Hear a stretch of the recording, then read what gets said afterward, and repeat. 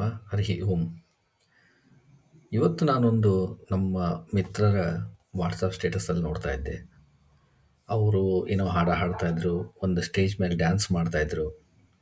ಆಮೇಲೆ ಒಬ್ಬ ಹುಡುಗ ಹುಡುಗಿ ತುಂಬ ಹತ್ತಿರದಿಂದ ಸ್ಟೇಜ್ ಮೇಲೆ ಡ್ಯಾನ್ಸ್ ಮಾಡ್ತಾ ಇದ್ರು. ಇದಕ್ಕೆ ಅತ್ಯಂತ ವೈಭವೀಕರಣ ಮಾಡಲಿಕ್ಕೆ ಹಿಂದೆ ಒಳ್ಳೆ ಬ್ಯಾಕ್ಗ್ರೌಂಡು ಮತ್ತು ಒಳ್ಳೆ ಸ್ಟೇಜು, ಆಮೇಲೆ ಮುಂದೆ ಈ ಕ್ರ್ಯಾಕರ್ಸಿಂದ ಫೈರ್ ಹೊರಗೆ ಬರ್ತಲ್ಲ ಆ ಥರ ಮದ್ದಿನ ಕುಳ್ಳಿ ಥರ ಫೈರ್ ಕ್ರ್ಯಾಕರ್ಸನ್ನು ಹಾಕಿರೋದು, ಇದನ್ನೆಲ್ಲವನ್ನು ನೋಡಿದೆ. ಆಮೇಲೆ ಸ್ಟೇಟಸ್ದಲ್ಲಿ ಹಾಗೆ ಮುಂದೆ ಹೋದಾಗ ನೋಡಿದ್ದು, ಇದು ಒಂದು ಮಾಧ್ವ ಕುಟುಂಬದ ಮದುವೆ. ಹೌದು, ಇವತ್ತಿನ ಮಾಧ್ವ ಕುಟುಂಬದ ಮದುವೆ ಒಂಥರ ಬಾಲಿವುಡ್ ಮೂವಿ ಥರ ಆಗಿದೆ. ಇದಕ್ಕೆ ಮುಖ್ಯ ಕಾರಣ ಏನಂದರೆ ಅಜ್ಞಾನ. ಏನು ಅಜ್ಞಾನ? ವೈಭವೀಕರಿಸೋದು ತಪ್ಪ, ಅಥವಾ ತಮ್ಮ ಹಣ ತಮ್ಮ ಮನಸ್ಸಿಗೆ ಬಂದಾಗ ಮದುವೆ ಮಾಡ್ಕೊಳ್ಳೋದು ತಪ್ಪ? ಪ್ರಶ್ನೆ ಬರಬಹುದು, ಸಹಜವಾಗಿ ಆ ಪ್ರಶ್ನೆ ಬಂದೇ ಬರುತ್ತೆ. ಆದರೆ ಇದರ ಪರಿಣಾಮ ಏನಂತ ನಾವು ಯಾರೂ ಇವತ್ತು ವಿಚಾರ ಮಾಡ್ತಾ ಇಲ್ಲ. ಇವತ್ತು ನಾವೆಲ್ಲರೂ ಯಾವ ಥರ ಇದ್ದೀವಿ ಅಂದರೆ, ಒಂದು ದ್ರೌಪದಿ ವಸ್ತ್ರಾಪರಣ ಸಭೆಯಲ್ಲಿ ನಡೆದಾಗ ಯಾವ ಥರ ಜ್ಞಾನಿಗಳಾದಂತಹ ಭೀಷ್ಮಾಚಾರ್ಯರು, ದ್ರೋಣಾಚಾರ್ಯರು, ಕೃಪಾಚಾರ್ಯರು ಕೂತಿದ್ರು, ಆದರೆ ದಾಸಿಯ ಮಗನಾದಂತಹ ವಿದುರ ಹೇಗೆ ಎದ್ದು ಮಾತಾಡ್ತಾನೋ, ಅದಕ್ಕಾಗಿಯೇ ಪರಮಾತ್ಮ ಅಲ್ವಾ ಅವನ ಮನೆಗೆ ಹೋಗಿ ಹಾಲನ್ನು ಕುಡಿದಿದ್ದು ಅಥವಾ ಅವನ ಸೇವೆಯನ್ನು ಸ್ವೀಕರಿಸಿದ್ದು. ದುರ್ಯೋಧನ ಸೇವೆಯನ್ನು ಪರಮಾತ್ಮ ಯಾಕೆ ಸ್ವೀಕರಿಸಲಿಲ್ಲ? ಯಾಕೆ ವಿದುರನ ಸೇವೆಯನ್ನು ಸ್ವೀಕರಿಸ್ದ? ಒಂದೇ ಒಂದು ಮುಖ್ಯ ಕಾರಣ ಅಂದರೆ, ವಿದುರ ಸತ್ಯ ಮತ್ತು ಧರ್ಮಕ್ಕಾಗಿ ಪ್ರತಿಭಟಿಸಿಯಾದರೂ ಹೇಳಿದ, ಅಥವಾ ಒಂದು ತನ್ನ ಹಿರಿತನವನ್ನು ತೋರಿಸಿಕೊಟ್ಟ. ಇವತ್ತು ನಾವೆಲ್ಲ ಕಣ್ಣು ಮುಚ್ಕೊಂಡು ಕೂತಿದ್ದೀವಿ. ಈ ಮದುವೆಯಿಂದ ಅವ್ರ ದುಡ್ಡು ಅವರೇನೋ ಹಾಳು ಮಾಡ್ತಾರೆ, ನಾವ್ಯಾಕೆ ಚಿಂತೆ ಮಾಡಬೇಕು ಅಂತನೋ ಪ್ರಶ್ನೆ ಬರ್ತದೆ. ಅದು ಕರೆ. ಆದರೆ ಯಾಕೆ ಈ ಚಿಂತನೆಯನ್ನು ಮಾಡಬೇಕು? ಯಾಕೆ ಇದನ್ನು ಖಂಡಿಸಬೇಕು? ಅಥವಾ ಯಾಕೆ ಹಿರಿಯರಾದವರು ಇದನ್ನು ತಿಳಿಸಿ ಹೇಳಬೇಕು ಅಂದರೆ, ಇದು ಸೊಸೈಟಿಲಿ ಒಂದು ಪಿಯರ್ ಪ್ರೆಷರ್ ಕ್ರಿಯೇಟ್ ಮಾಡುತ್ತೆ. ನಿಮ್ಮ ಮದುವೆ ಈ ಥರ, ನಮ್ಮ ಮದುವೆ ಈ ಥರ. ನೆಕ್ಸ್ಟ್ ಯಾರೋ ಒಬ್ಬರು ಒಳ್ಳೆಯ ವಿಚಾರದಿಂದ, ಒಂದು ಧಾರ್ಮಿಕ ಸಂಪ್ರದಾಯದಿಂದ ದೇವಸ್ಥಾನದಲ್ಲಿ ಹೋಗಿ ಪಂಡಿತರು ಅಥವಾ 4 ಜ್ಞಾನಿಗಳು ಅಥವಾ ತಿಳಿದವರು ಹಿರಿಯರ ಮುಂದೆ, ದೇವರ ಮುಂದೆ 4 ಅಕ್ಷತೆಯನ್ನು ಹಾಕಿ ಮಾಂಗಲ್ಯವನ್ನು ಕಟ್ಟಿದ್ರೆ ಜನ ನೋಡಿ ನಗೋ ಪರಿಸ್ಥಿತಿ ಬರ್ತದೆ. ದುಡ್ಡು ಇರಲಿಕ್ಕಿಲ್ಲ, ಅವ್ರ ಕೆಪಾಸಿಟಿ ಇರಲಿಕ್ಕಿಲ್ಲ, ಅದಕ್ಕೆ ಈ ಥರ ಲೋ ಕ್ವಾಲಿಟಿ ಮದುವೆಯನ್ನು ಮಾಡಿದ್ದಾರೆ ಅಂಥೇಳಿ. ಆದರೆ ಈ ಹೈ ಕ್ವಾಲಿಟಿ ಮದುವೆಯಿಂದ ಪ್ರಯೋಜನ ಆದರೂ ಏನು? ಈ ಹೈ ಕ್ವಾಲಿಟಿ ಮದುವೆಯಿಂದ ಏನಾದರೂ ಬೆನಿಫಿಟ್ ಆಗ್ತಿದೆಯಾ? ಅಥವಾ ಅದನ್ನು ಯಾಕೆ ಮಾಡಬೇಕು? ಇವತ್ತು 20, 30 ಅಥವಾ 50 ಸಾವಿರ ಬೇಡ, 1 ಲಕ್ಷ ನಾವು ಇತರೇ ವಿಷಯಗಳಿಗಾಗಿ ಖರ್ಚು ಮಾಡೋದು ಮದುವೆಯಲ್ಲಿ, ಅದು ಈಗ 4 ಲಕ್ಷ, 5 ಲಕ್ಷ, 20 ಲಕ್ಷ, 1 ಕೋಟಿಗೆ ಹೋಗಿ ಸೇರಿದೆ. ಇದರಿಂದ ಪ್ರಯೋಜನವಾದರೂ ಏನು? ಸುಖದಿಂದ ಬಾಳ್ತಾರಾ? ಅಥವಾ ಅವರಿಗೆ ಧರ್ಮ ವೃದ್ಧಿ ಆಗುತ್ತಾ? ಜ್ಞಾನ ವೃದ್ಧಿ ಆಗುತ್ತಾ? ಅಥವಾ ಸಮಾಜ ಪ್ರಜ್ಞೆ ವೃದ್ಧಿ ಆಗುತ್ತಾ? ಧರ್ಮ ಜ್ಞಾನನ ಬಿಟ್ಟಾಕಿ, ಅದು ಯಾರಿಗೂ ಬೇಕಾಗಿಲ್ಲ ಅಂದ್ಕೊಳ್ಳೋಣ.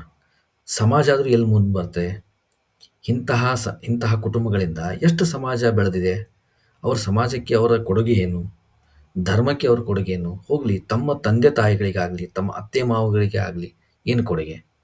ಈ ಥರ ವೈಭವೀಕರಣದಿಂದ ಮಾಡಿರ್ತಕ್ಕಂಥ ಮದುವೆ ಎಷ್ಟೋ ದಿವಸ ಉಳಿಯೋದೂ ಕೂಡ ಇಲ್ಲ.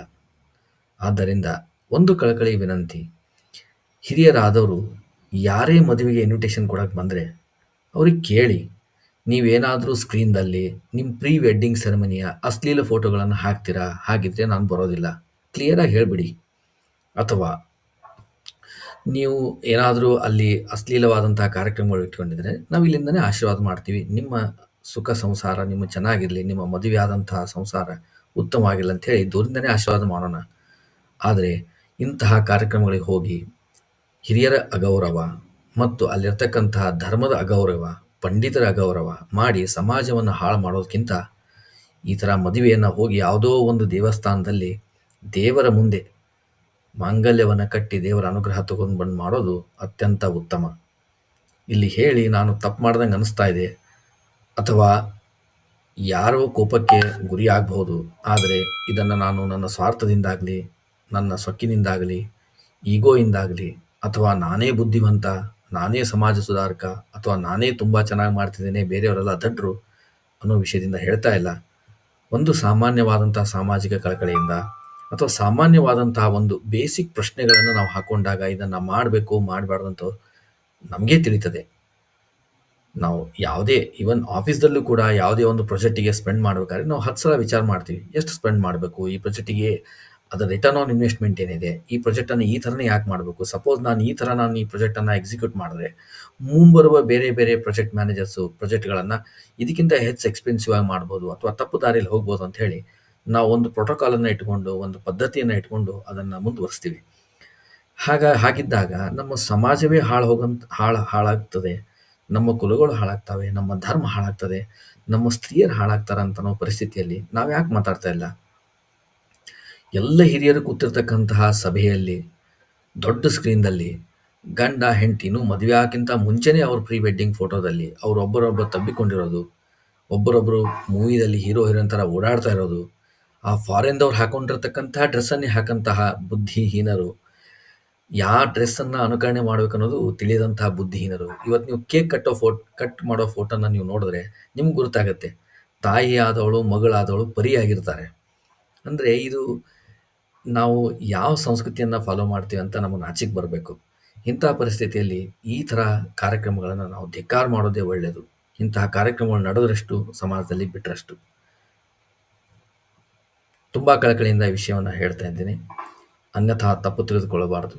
ನಾವು ಎಚ್ಚೆತ್ತುಕೊಂಡ್ರೇ ನಮ್ಮ ಧರ್ಮ, ನಮ್ಮ ದೇಶ ಉಳಿಯೋದು. ಇಲ್ಲದಿದ್ದರೆ ಉಳಿಯೋಕ್ಕೆ ಸಾಧ್ಯವಿಲ್ಲ.